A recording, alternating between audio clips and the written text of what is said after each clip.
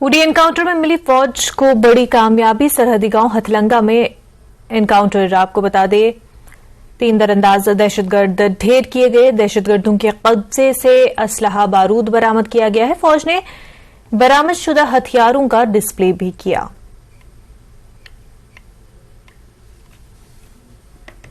Indian army और Jammu Kashmir police की collaborative force से हथलंगू एरिया जो उड़ी के बॉर्डर पे आता है, वहां पर एक बहुत बड़ा हादसा जो हो रहा था उसको टाल दिया।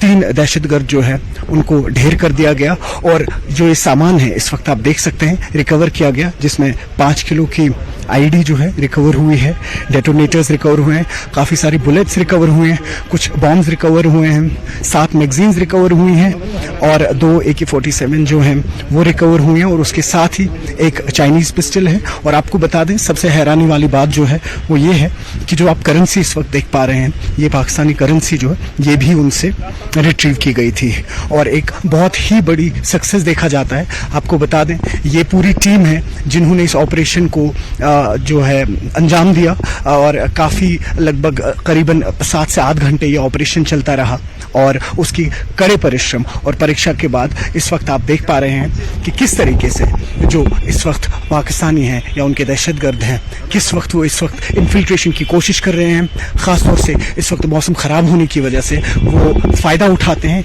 उनके लिए इजी हो जाता है कि इन्फिल्ट्रेट कर पाए। और वही आपने देखा होगा अनंतनाग में भी अभी कहीं ना कहीं झड़प जारी है। उम्मीद यही रहेगी कि कुछ ही समय बाद वहां के भी दृश्य आपको दिखाएं और कहीं ना कहीं ऐसे ही दृश्य आपको वहां भी दिखें। जहांगीर अजीज के साथ बारामूला से सरोज कफील।